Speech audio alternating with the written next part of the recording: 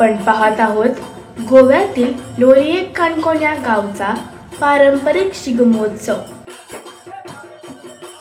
शिगमा हा लोकोत्सव विविध नृत्य प्रकारांनी इतका समृद्ध आहे की सर्व प्रकार खेळायचे झाल्यास एकच अंगणात संपूर्ण दिवस निघून जाईल।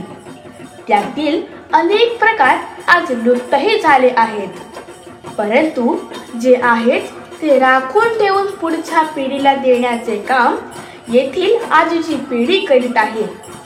त्यातीलच एक प्रकार आपण आज पाहू, तो म्हणजे मल्ल। गोपाल कृष्ण महाराज की